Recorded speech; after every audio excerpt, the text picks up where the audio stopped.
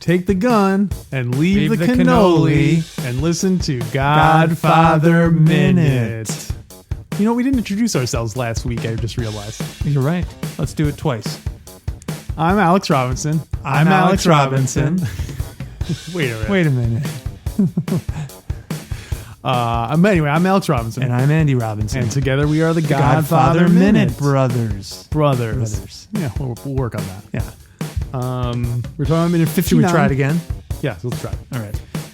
Godfather Minute Brothers. Perfect. Good.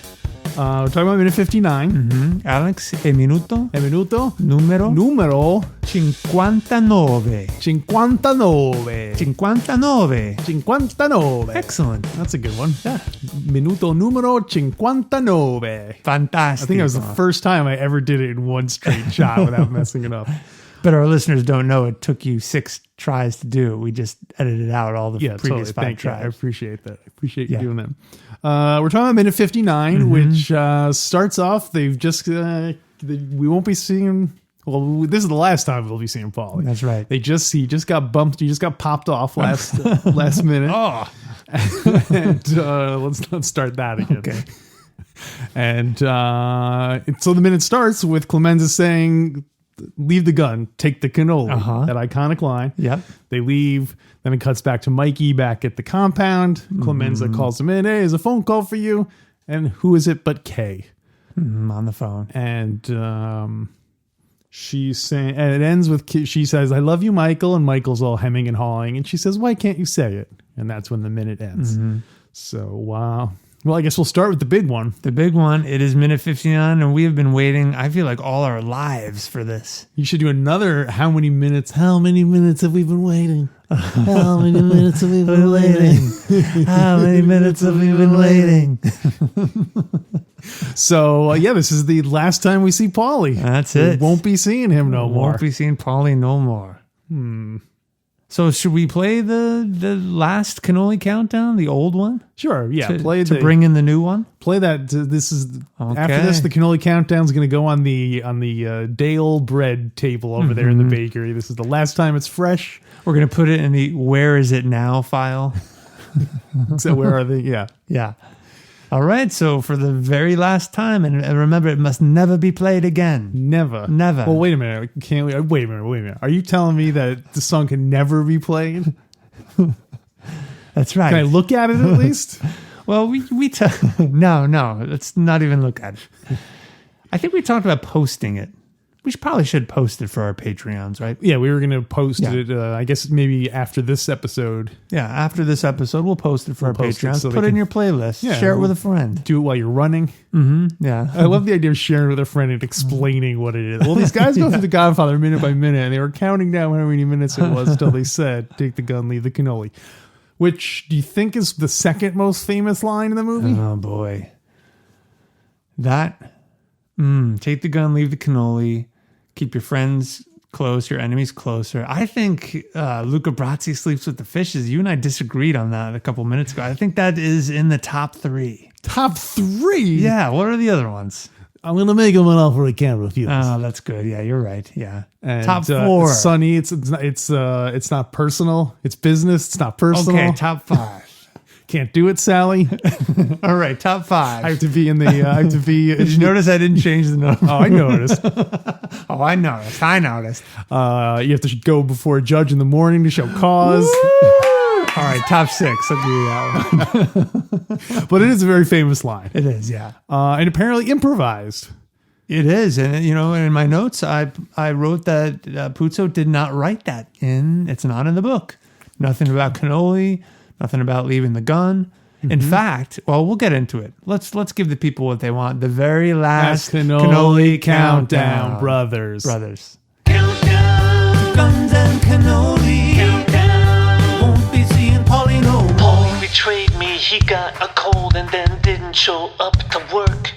I thought Paulie was a good kid, but it turned out he was the stupid jerk. I'm talking about a countdown. Guns and cannoli. Countdown. You won't be seeing Paulie no more. You gotta leave the gun to send a clear message, or else you might lose your life.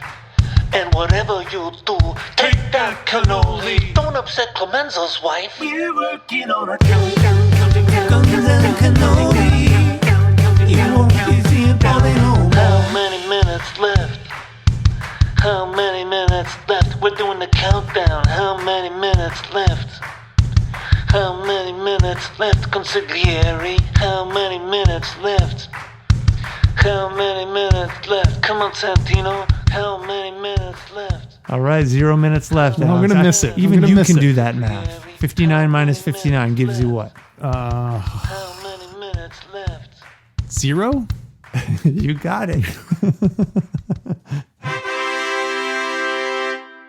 I'm gonna miss that song. It's still stuck. I bet it'll be years that song will be stuck in our heads. I hope so. At least until we hear the next countdown song, Wow. which we will be debuting on the bonus material. That's right. Today. Yeah, I have finished the new countdown, and I think I'm calling it the Shoot Salazzo countdown. Shoot Salazzo. It Countdown. sounds like a game. Shoot Salazzo. Like a carny game. Or it sounds Come like on. that's like the name of a like a cliche gangster. My name shoots a lotso because he shoots a lot. Oh, Shoot Salazzo. Yeah, Shoot Salazzo.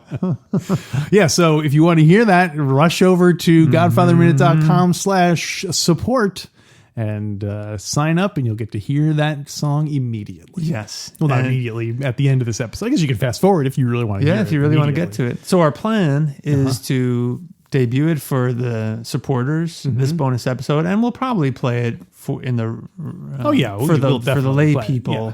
Then in the next minute, right? Maybe Maybe we'll or maybe wait. they'll have to wait. Oh, I see. It's the smart move. It's the smart move. So the line was improvised. Take the gun, leave the cannoli. Yep.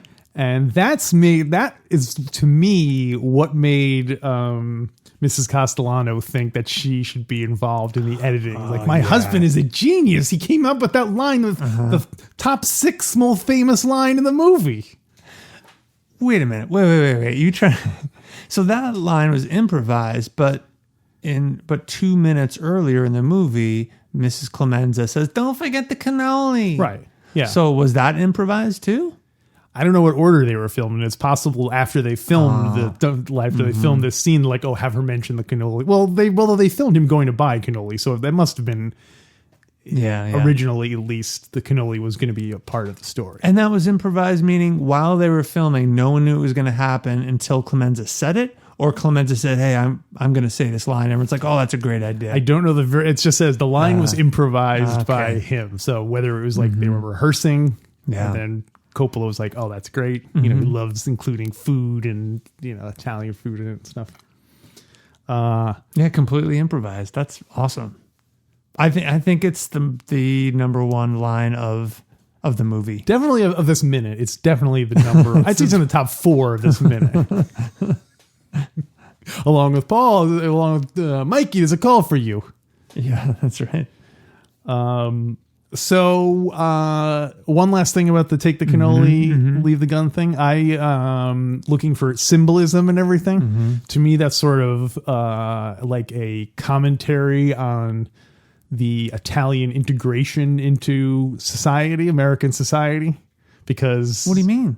Well, because the whole point of being in the mafia was that so that you go in the mafia so that your kids can go to law school and become regular people. Yeah. So the leave the gun, take the cannoli means leave the gun, like leave the violence behind, but take the cannoli meaning like hold on to your Italian heritage, but not the violent aspect of it. Oh, interesting. So I don't know if that's I'm just trying to Well, analyze stuff. it could be. So Oh, that's really neat.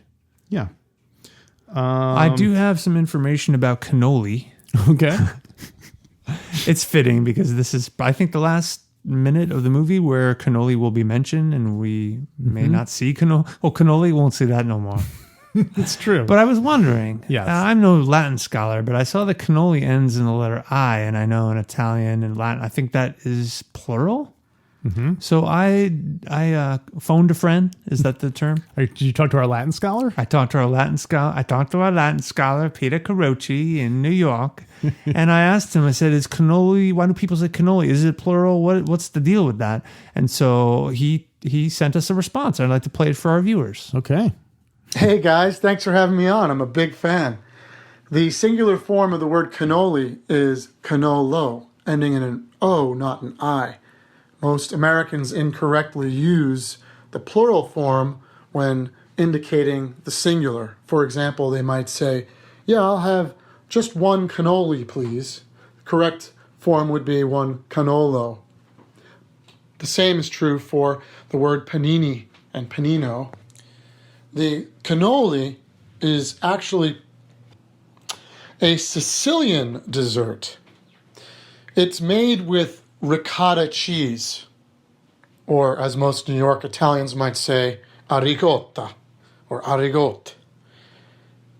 The famous actor Vincent Schiavelli documents in his book about Sicily, entitled Many Beautiful Things, Stories and Recipes from Polizia Generosa, his hometown in Sicily, how difficult it really is to make real ricotta from real fresh ewe's milk, and how early in the morning farmers would go out and cultivate the milk and then curdle the cheese, and how fresh, good ricotta tastes. I'll tell you from my personal experience, it tastes a little too earthy, a little gamey, if you know what I'm saying. But cannolis are nonetheless known throughout the world. I will also tell you the origin of the word cannolo is very simple. Our English word cane comes from the same root source in Latin, canna, which means cane, reed, stick, pipe. And there you have it, gentlemen. A brief introduction to the cannoli. So there you have it, Alex. Cannolo. The history of the origin of the word cannoli. Mm-hmm. And how its suffix is misused. Thanks to Peter Carucci, our Latin scholar in New York. Yeah, we should have him on for a bonus episode. Yeah, he'd be great. He knows a lot about the questions we ask. Yeah, all we the should start time. making a list of all the questions we have to ask him. He's probably one of those guys listening who's constantly screaming into his teeth earbuds. are grinding down, listening to me go, Minuto numero 55. Yeah. So, do you think the line would have had as much of an impact if Clemenza had said, leave the gun, take the cannolo? I don't know how popular cannoli was when the movie came out. So I don't know if people heard take the cannolo, if they would know that, if they know what cannolo was. Yeah. I think it would have still been good. Yeah. Because even if they had said, leave the gun, take the prosciutto, some other like food item, it's the contrast of although cannoli is a funnier word than. Yeah. So, because it has the hard k sounds are always funnier than. Yeah. It's the funniest of the consonant sounds. Yeah. Anyway, so, as a pedantic nerd, I like finding out when things have different, like media or... And data, that's one I use all the time. Yeah. And I'm always very conscious to use it in its true form, which is plural. Just today I wrote, please send me the data because I need them to write this report. Oh, that's great. So nerdy. It's one of those things where you'll risk someone thinking that you're wrong just to know that you're right. Oh, absolutely. That sounds like was that a Billy Joel song? I risked it all. No, how did you phrase it? It's throne room. No, he risked it all. You're willing to risk having someone think you're dumb. No, wait. What? I don't even remember. You can rewind it. Is that brilliant? All right, we'll go back later. You can. I can't recreate it. I really can. It was that good. Speaking of recreating things, if you attention to detail in the car, there's a sticker with an A in the window. I did notice that. What's that all about? That was during World War II. Gas was rationed, and different days of the week would allow different cars to buy gas. So if you had an A sticker, you could buy gas on these days. And, and like I think certain people might have had priority too. Like, you have to be above a C to buy gas today. Oh, okay. And, so he would have something like that. Do you think the mobsters made their own stickers and gave them out or sold them? I could see that being another way to make some money. I'm sure they didn't make their own. I'm sure they just had some contact in the city or whatever the office was that was giving them out, and like so many nickels and dimes. Yeah, bonus sir, I cannot do murder for you, but I can get you a sticker so you can buy gas during the week. How's that? You would rather risk looking dumb. Still working on that. That's the second part. Then, oh man, I don't remember. How about this? Well, I'll go back and listen to it, and we'll name our episode that. Okay, that whatever that was.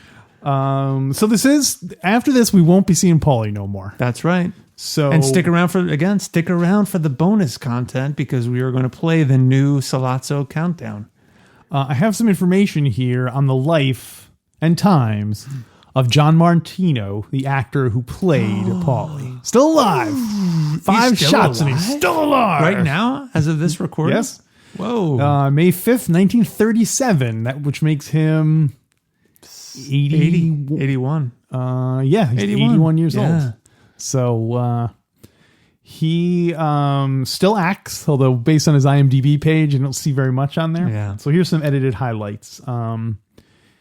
He is licensed through Paramount to manufacture and sell Godfather license plates, frames, and keychains with the logo on it. Which I thought was very strange. Like, that's his. So he has a business.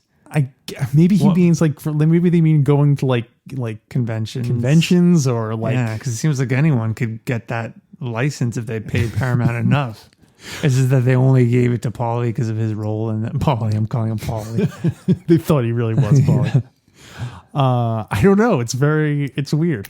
Yeah. Also, his bio on his IMDb page is written by him. Okay. So is that not typical? I don't know, but it just, for some reason, it seems funny to me, like him writing about himself in the third person and boasting about being able to sell licensed frames and like funny. that. I mean, it just seems odd to me that would be something that. Well, he's always looking for an angle to supplement his income. It's true. If only Marlon Brando paid him a little bit more, he wouldn't have to be selling merchandise. Wait a minute. Are you telling me that? A lot of money in them keychains and license plate frames. In 1975, so after The Godfather, you won't be shocked to learn that most of his movies he's playing like thugs or people like that, button men. And he was in the movie in 1975 in a movie called Capone, which was produced by Roger Corman, Francis Ford Coppola's old boss, and Sylvester Stallone was also in it. Wow! And he said he enjoyed working on it. It was like the cheesy, mentally challenged, inbred cousin of The Godfather. Wait, was that Sylvester Stallone or is that Paulie Gatto? That's Sylvester Stallone. Oh, okay. It's like a cheesy, mentally challenged, inbred cousin of The Godfather. I'm going to give you some credit for that impression because for our listeners, Alex's jaw was... He displaced it about 80%. You can't do it without. You can't. You have to turn your face crooked sideways. Yeah. I'm gonna write my own bio. Yeah, Mick.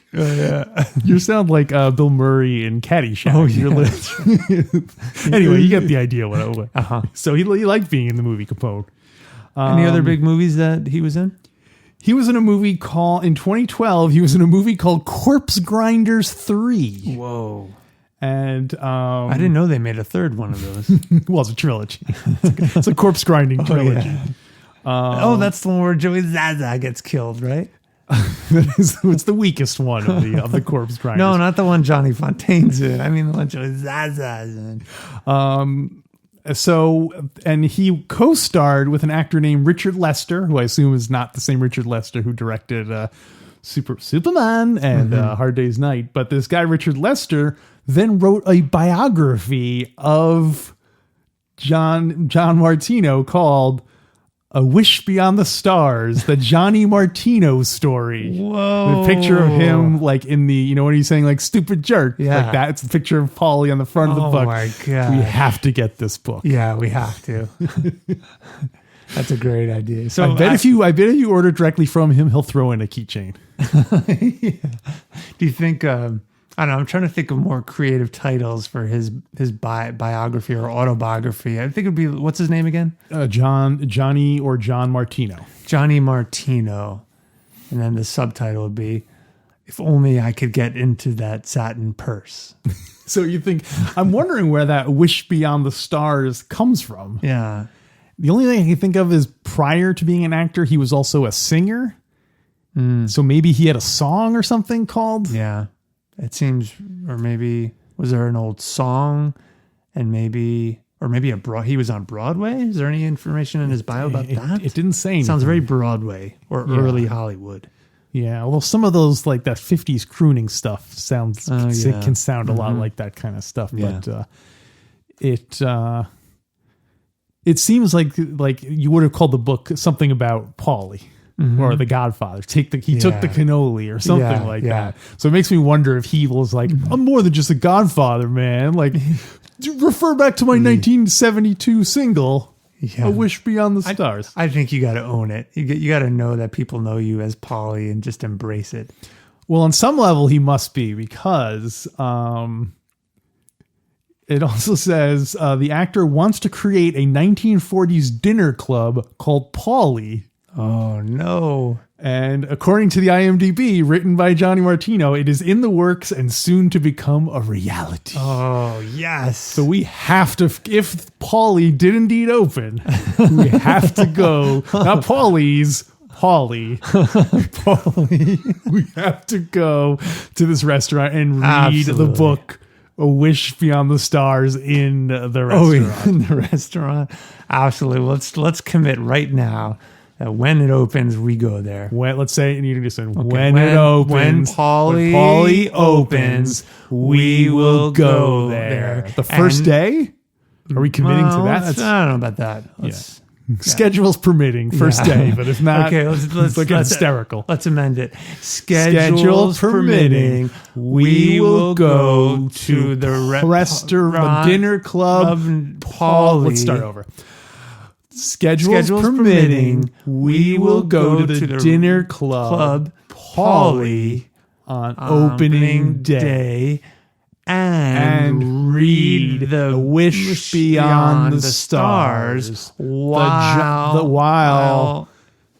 eating cannoli like a stupid jerk. You heard it, everyone. We committed to it. Well, I think we just came up with our bonus content at Paulie. When you walk into Paulie, what is it like? Right. The menu, the drinks, the host. Yeah. Well, I'll go to a whole. All right, thing sounds great. Did they say where the restaurant is? It does not. No. God bless them. How old is that entry? It's not. They don't give any date, so I don't know what. I'll have to. Well, anyway, maybe for the bonus content, I'll look up to see if it actually opened and so on. So. Yeah. I bet it opened and already closed. Sorry. Oh, I hope not. Yeah. We were a lot of luck for Johnny Martino. Yeah. He's a good kid. He's sick a lot. Yeah. Yeah. We'll anyway, we'll talk about the restaurant now. So the only other thing I noticed about this minute was that there's the glass of the windshield is broken. Yeah. And which seems to imply that bullets went through Paulie's head and out the window. Oh, that's right. Yeah. And that was where Clemenza was peeing. So that could have been risky. I know. I notice that every time I've seen the movie. He walks right out front and the gun shoots in the direction of that. It was his first assassination. So maybe, listen, as a little tip in the future, put that gun away from me. Well, I want to point this out too. I hadn't connected these dots, but did you notice that when Clemenza says, "Hey, leave the gun," that's when Rocco throws the gun in the front seat and he just tosses it in there. He doesn't place it. Yeah. I ain't no marksman, but it seems pretty dangerous. Well, Go back and watch it. He just tosses it in there. Well, clearly he's very reckless with gun safety. Clemenza's going to have to teach him when later on when he's teaching Mikey how to shoot. yeah. He should have had Rocco there like as like an intern, like learning. I'm shadowing Clemenza today to learn gun safety from the headset you had, the earphones, the safety goggles. It's really funny too in the scene because it happens pretty fast. I watched it a bunch of times. Rocco sort of stares at Clemenza and Clemenza says, leave the gun. Rocco throws the gun and looks back at him and says, take the cannoli. And then he goes, it's like he's waiting for each separate order. He'll get out of the car, shut the door. Put your hands on your head. But anyway, that's left sort of foot matches him tossing left foot out. You do the hokey pokey and then don't upset my wife. That's what it's all about. So a couple of things in the book that are different about this scene. The book is different than the movie. Yes.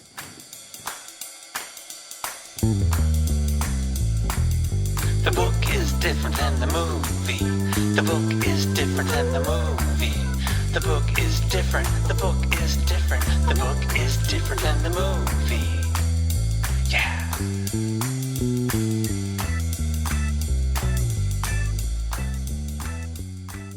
In the book, as I mentioned in the previous minute, there's no line about the gun and cannoli. We talked about it being improvised. Also, Mrs. Clemenza doesn't say anything about cannoli. Oh. Rocco does not throw the gun in the car. What does he do with it? In the book, he throws it in the swamp. And Clemenza didn't tell him to do that in the book. He did it. Maybe they had talked about it before. Yeah. Do you know why Clemenza is there? Well, to punch Rocco's card after he pops off. What do you mean, Paulie. punch his card? Like certify him. He has to be there to witness the whole thing and be like, okay, I can testify that you killed this man. You are now made man. Why is Clemenza That's a good there? guess, but it's incorrect. Why is Clemenza there? In then? the book, Puzo wrote that he could have just had anyone do the job. And Clemenza didn't feel guilty about Paulie having been the traitor because, like Puzo wrote, he followed the processes. Yeah. He followed all the HR rules and regs. He's just and following hiring orders. someone. But because Paulie was one of his guys, it was a personal insult to Clemenza. So it was his responsibility to be there when he got killed. Sort of his own personal revenge. Interesting. That's funny though, because he doesn't make. Yeah, he doesn't rub his face in it. Although in the book, he does walk up to the car, tell Rocco to do it, and then Rocco shoots it. So presumably, Paulie sees Clemenza give that order right before he gets. Yeah, the Clemenza in the movie is much nicer than the Clemenza of the book. Kinder. Like I said, Why? Because Paulie probably doesn't even see it coming. Oh yeah. He's watching, he's like, the barge, really? And then he's gone. Maybe Clemenza's mad. Maybe he goes out to take a leak and then he hears the shots. He's like, oh, I'm supposed to, I wanted to see What's it. the matter with you? What's the matter with you? What are you jumping the gun? You shot him on the causeway. We're supposed to go back to Brooklyn and shoot him there. My car's all messed up. Does the book say anything about, I thought there was some discrepancy about where they leave the body. I think they leave the whole thing public. Puzo writes that it needs to be public. Right. To show that. To show the enemies that what happens. What happens to traitors. Yeah. I don't remember anything about the body is there. I think they just leave it. No, but I didn't know if there was something. I thought maybe there's something in the book about they left it somewhere different or like a different location other than just a field in New Jersey. I didn't see that. Huh. Let's see. What else do I got? Rocco. Oh, I noticed in the movie that Rocco was wearing gloves. Makes sense. But Clemenza closes the door with his bare hand in the movie. Yeah. Did they do fingerprints back then? Huh. I think they did. And maybe Rocco was just wearing gloves because it was cold, and Yeah, this was before fingerprints. But I don't know, the 40s. You'd think they would have figured it out by I then. think they were around back then. Okay, You know what? very But then strange. we answered. When did fingerprint Fingerprints. technology? I think it was Okay. way before this. Yeah, because I don't think fingerprints were invented until the 50s. People didn't have, if you look at old pictures of people, no Oh fingerprints. man, that's why they never smile in pictures. All right, so the two things I'm looking at are, what are the things I'm looking at? I just came up with one before. Fingerprints? Fingerprints, the myth of fingerprints. Something else. Oh, rats. Really? We just said it. I was like, oh, we have to look. Oh, Paulie's. If Paulie's is open. Oh, that's right, the restaurant. Yeah. Yeah. Paulie's. Okay. Anything else you want to say for this minute? Well, there's the scene where he goes in, where Mikey, the transition, yeah. Mikey goes Yeah. into the kitchen. Clemenza calls him over because Kay calls on the phone. Yeah, so Kay says, I love you, Michael. I like the audio filter they put on Kay's voice. It's that classic phone filter, Yeah. which is the same filter I used on the cannoli countdown for the Godfather's voice. Because he did it over the phone. Yeah, because he's in the You hospital. literally phoned it in. Yeah. So do you know how Clemenza knew that Mike didn't want to say I love you to Kay? How did he pick up on that? That's a good question. Yeah. It's not in the book that I could find. Right. Well, this is for next week's minute, isn't it? He doesn't say he just says I love you, but Clemenza doesn't start busting his balls. That's true. Let's save it. Yeah. So yeah. Have you ever been in a situation, Alex? I don't mean to get personal, but God, Yes. your listeners want to know where you didn't want to say I love you because you were embarrassed to say it. I remember distinctly a time where I was former guest of the show, Tony Consiglio. He and I were roommates, and I had started dating my girlfriend at the time. And I think he just started dating his girlfriend. He started dating your girlfriend at the time? It was a messed up situation. No wonder he didn't want to say I love you on the phone. But I think there was one time where I did say I love you on the phone, and him and his girlfriend were like making fun of me for saying it. So it was more like Mikey already foresaw what was that. Maybe that's a good why he should be the Godfather, because he knew how everyone was going to react. Whereas I just said it and then got made fun of for it. Yeah. Got made fun of for showing my emotions. But Clemenza, but either way, Mikey got made fun of it That's for true. not saying it. So I think In a way, his is probably worse because he could like see it coming. He knew once he knew that they were going to make fun of him no matter what happened. Whereas if I just kept my mouth shut, they probably wouldn't have said anything. Yeah. But who knows? We'll have to look in the alternate reality and see if I'm going to ask Tony next time, if I had not said I love you on that call, would he have said, "Oh, why don't you tell that girl you love her?" and started making fun of me? Yeah, we'll maybe. find out. Yeah. Anyway. But that's all I had. Well, there's one more thing you have. Your rating for this minute. I'm going 5 stars, no question. I'll go 5 stars. You got to. You gotta. I gotta. And also point out the beauty of the scene of the where he shoots him, where you have the tan of the field, and then you have the green of the Statue of Liberty and the blue sky, and it's a very beautiful tableau. Yeah. Beautiful tableau, as they say. That's awesome. What does that word mean? I think it means like view. Okay. How come you said it in French and didn't just say view? I don't know. I think More tableau nuance. usually conveys like something is arranged to look like this. Some effort has gone into making it look this way, I think. All right. Yeah. This is a little morbid. If you were going to get shot in the back of the head, what would you want your tableau to be? Well, I guess you're kind of just asking me where would I want to be killed, or what would I want to be doing? What would you want to be looking at? Yeah. What scene? I don't think I would want to be Paulie in this case. On the one hand, he does not see it coming, but I also imagine that it's very cold. As we learned from the Old Farmer's Almanac, it was drizzly and ice rain and stuff. So you got a view of the Statue of Liberty. I want my tableau to be like a Caribbean or like a beach in Hawaii where someone's bringing me champagne cocktails and stuff like that. So that would be the tableau I would want to see for my life, looking out at the ocean. Awesome. What would yours be? I think I'm picking something a little closer to home. I want to be in your toilet, bathroom upstairs. I want to be puking, looking at my toilet Inside into the toilet. We can go.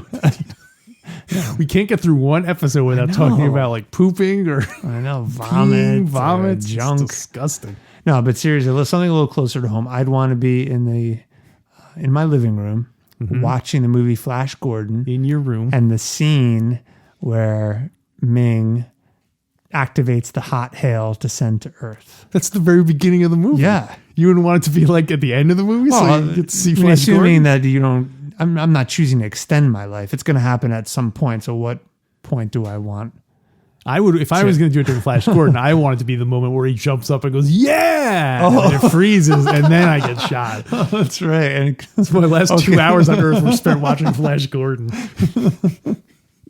perfect. Hail, Flash. What do you mean, Flash Gordon approaching? And then pop. Not too bad. Clive is on board. Did you say people are doing Flash Gordon There is Minute? a Flash Gordon minute. You got connections in this podcast business, Alex. Have them contact me. Have their Listen, people contact my people. 'Cause it's true I have a lot of connections in the podcasting industry, but they might not be my friends anymore if they knew I was throwing my weight around. I'll look into it. they might not be your friends anymore if they knew my favorite scene was the activation of hot hail. These people might not be my friends anymore if I made them put their hands into a big stump. Oh, I forgot about that. I great love that movie. That was a movie we might have done had we not done Godfather. I know it's either the best, the greatest movie ever made, or not. Which one is the greatest one ever made? You decide. All right, I guess that'll wrap up minute 59. Well, that's it. So, end of the cannoli countdown. Stick around for the bonus content. If you don't have access to it, go to godfatherminute.com, and we are about to debut the Shoot Salazzo countdown. And I'm going to have to say, I like it. All right. I like it a lot. I have put a bit of time into writing and recording. Let's end this episode so I can hear it. Okay. All right. So while we're listening to that, you guys can take the gun and leave the cannoli. Rest in peace, Paulie.